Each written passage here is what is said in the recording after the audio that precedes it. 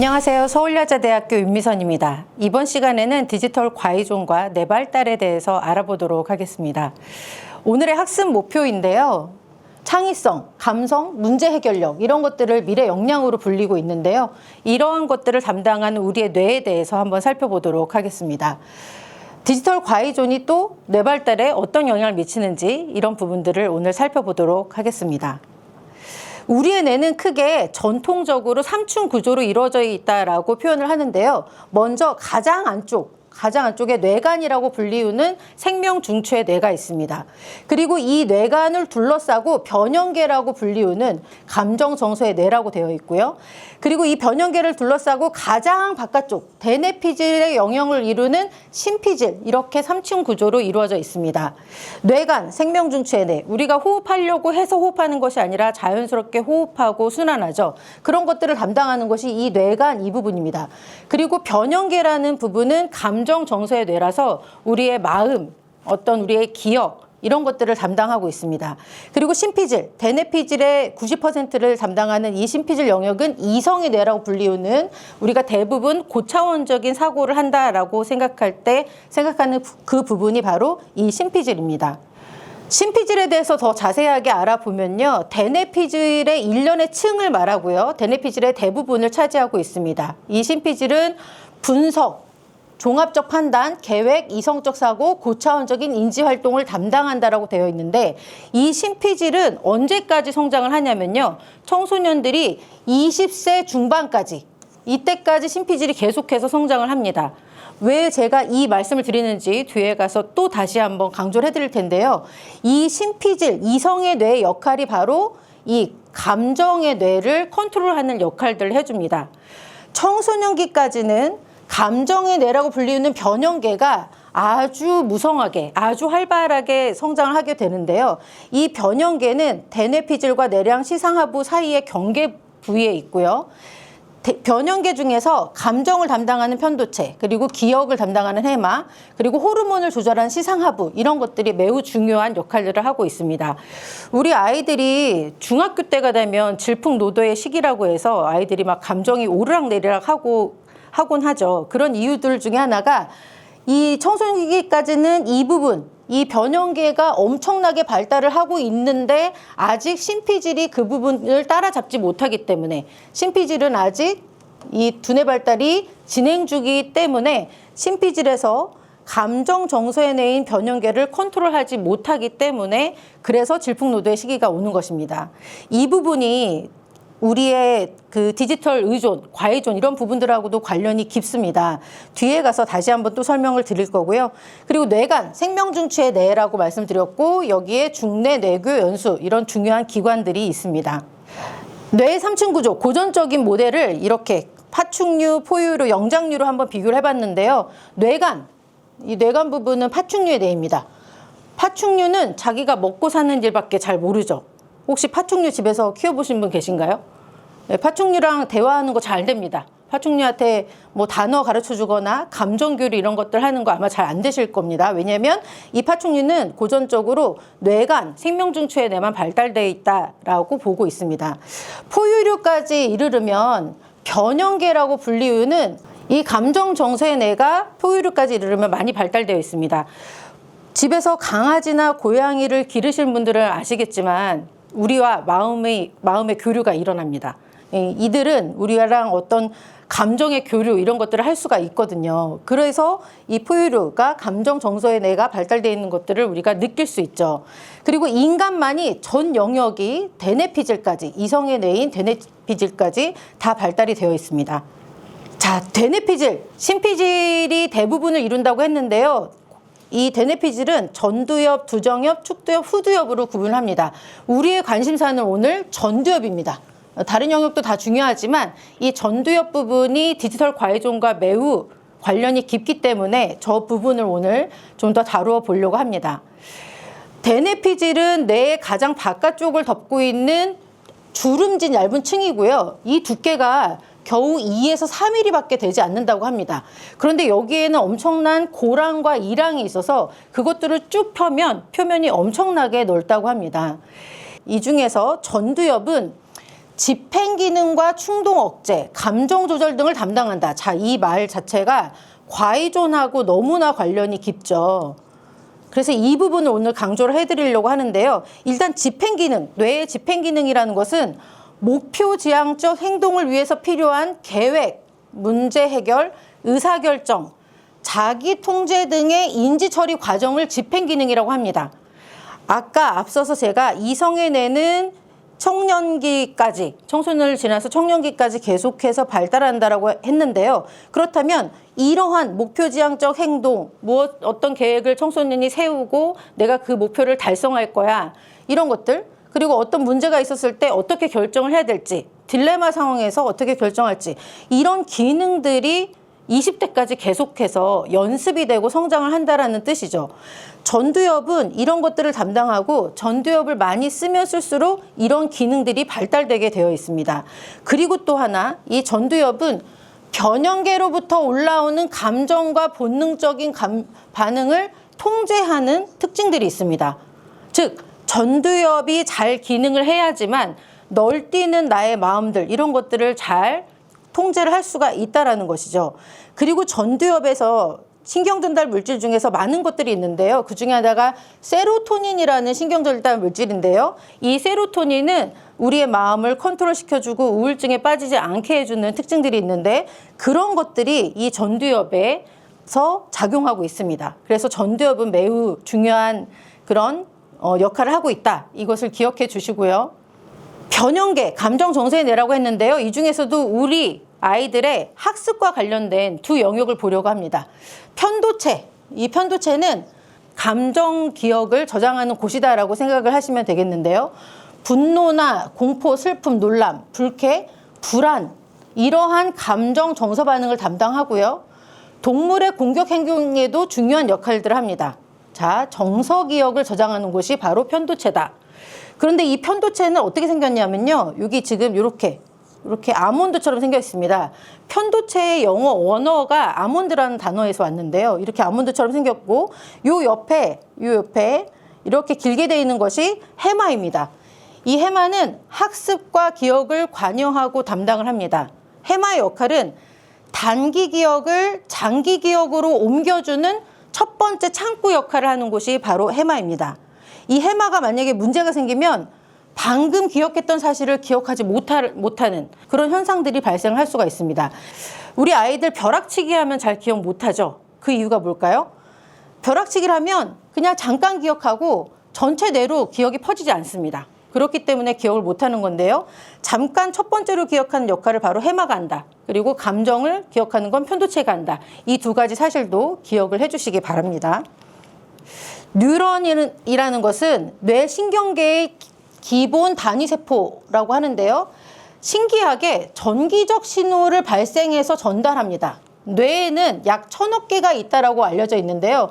어떤 학자가 연구한 바로는 860억 개 정도가 있을 것이다 라고 알려져 있습니다. 그런데 대부분은 860억 이렇게 외우기 힘드니까 그냥 1000억 개다 이렇게 외우고 있습니다. 뉴런은 이렇게 앞에 머리 같은 부분이 있습니다. 이 하늘색으로 된 물체를 세포체라고 하는데요. 이 세포체는 유전 정보를 지닌 세포핵을 포함하고 있습니다. 그리고 여기로부터 쭉 선이 하나 이렇게 끝에 말단까지 나오고 있는데요. 이것을 축삭이라고 합니다. 이 축삭이 뭐냐?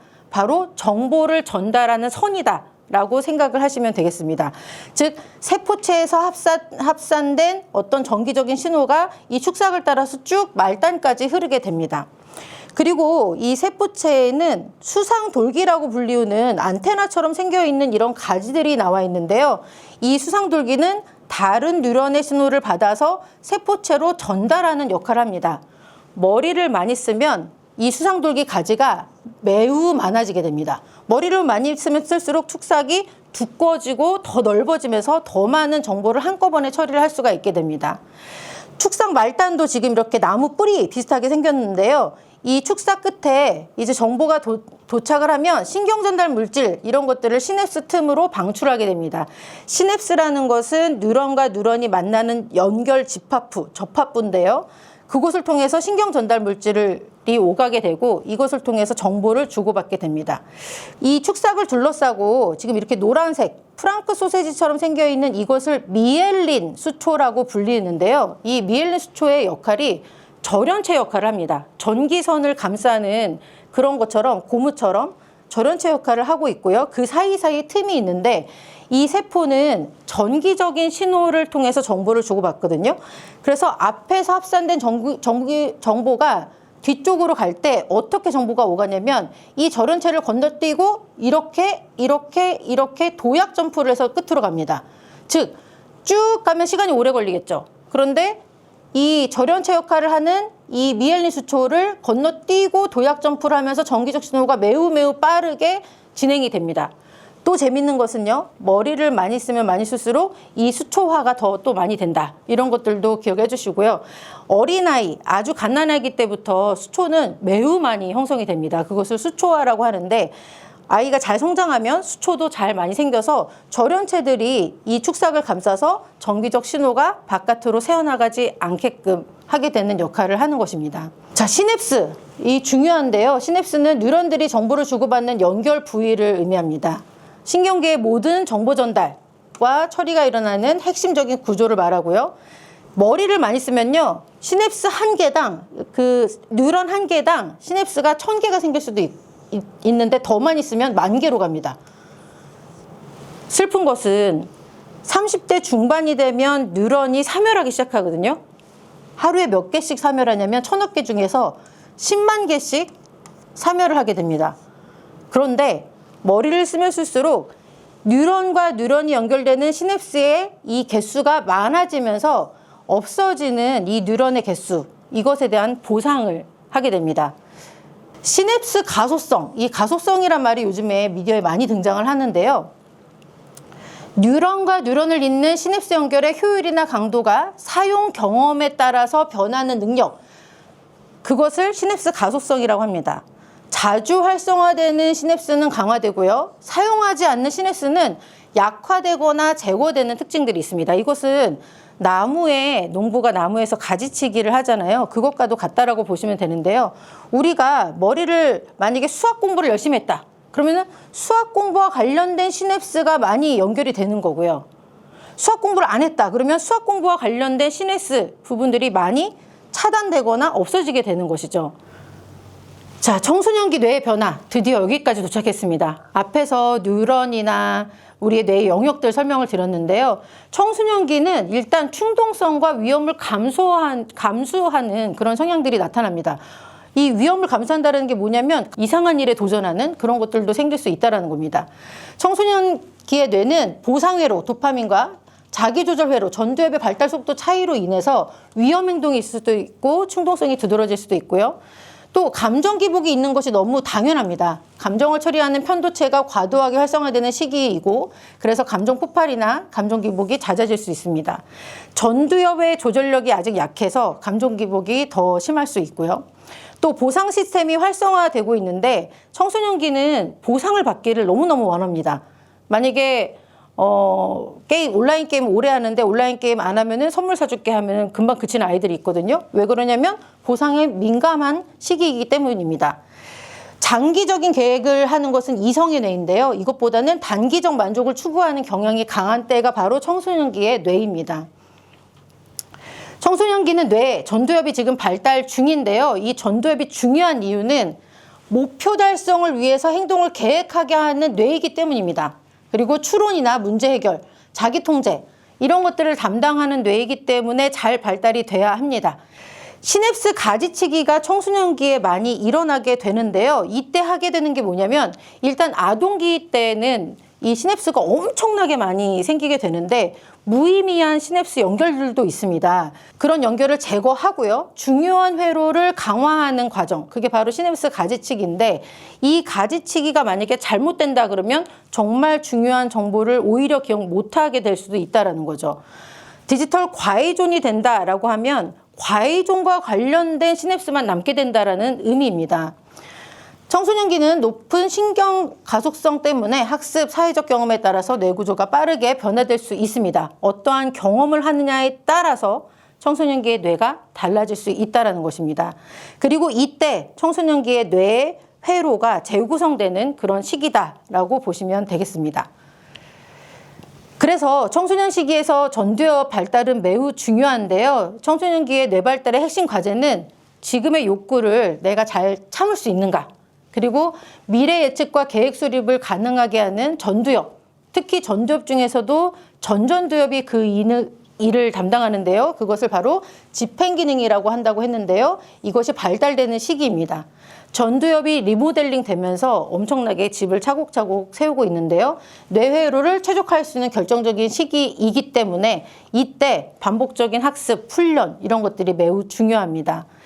정서조절 연습, 건강한 관계 속에서의 사회적 피드백, 경험 이런 것들이 전두엽을 발달하게 합니다. 아이러니하게도 열심히 잘 인내하고 참는다 그럴수록 전두엽이 발달합니다. 열심히 인내할수록 세로토닌이 잘 나오는, 신경전달 물질들이 잘 나오는 그런 뇌로 되는 것이고요. 그런 뇌일 때 또 반대로 잘 참게 됩니다.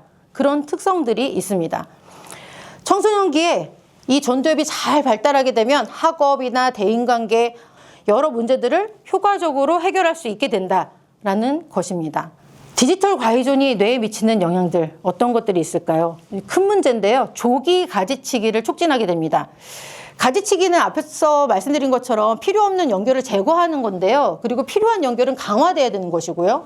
그런데 문제는 시냅스 연결을 지나치게 빨리 제거해버려서 전두엽 발달이나 감정조절 능력을 약화할 수 있다. 그것이 바로 디지털 과의존의 문제입니다. 또 주의력 및 집중력 저하 이런 부분들의 문제가 생길 수 있는데요. 우리 뇌는 가만히 있어도 보상 시스템, 도파민 시스템이 잘 돌아갑니다. 그런데 짧고 강한 자극을 반복적으로 제공하는 쇼폼 이런 것들에 계속해서 노출이 되면 웬만큼 봐도 보상 시스템이 동작하지 않게 됩니다. 빠른 자극에만 반응하는 뇌로 바꿔버리게 되고요. 디지털 과의존은 오히려 장시간 집중하는 것에는 문제가 생기게 한다라는 것이고요. 그리고 감정 조절 및 사회 발달 지연도 있을 수가 있습니다. 또 학습 발달 지연에도 이 디지털 과의존은 문제가 생기게 됩니다. 뇌의 연결망 조직화를 방해해서 작업 기억, 문제 해결, 정서 발달에 부정적인 영향을 미치기 때문입니다. 네, 지금까지 뇌 발달과 디지털 과의존의 문제 살펴봤는데요. 우리 청소년기의 뇌는 감정의 뇌라고 불리는 변형계가 이성의 뇌라 불리는 대뇌피질 전두엽보다 먼저 발달하는 시기입니다. 청소년 시기에는 기쁨, 슬픔, 분노 이런 감정 표현은 매우 활발한 반면에 통제하고 조절하는 전두엽이 완전히 성숙하지 않았기 때문에 충동성도 나타날 수 있고 감정 기복, 또 문제 행동 이런 것들을 나타낼 수가 있습니다. 청소년 초기에 시냅스가 과잉 생산되는데요. 이때 어떠한 경험을 하는가에 따라서 뇌의 구조가 바뀐다. 시냅스 가지치기와 전두엽 리모델링 시기이기 때문에 다시 말씀드리면 디지털 과의존에 빠지지 않는 것이 좋다라는 말씀을 드리겠습니다. 무엇에 많이 노출되느냐가 뇌발달을 바꿀 수 있는 시기가 바로 청소년의 뇌발달 시기입니다. 디지털에 더 많은 시간을 쓰면 그 회로만 강화됩니다. 학습, 집중, 사회성 회로는 덜 사용되는 것이 청소년 시기입니다. 따라서 청소년기에는 올바른 자극과 환경, 안정된 환경 이런 것들이 필요하다라는 것들을 마지막 말씀으로 드리겠습니다. 감사합니다.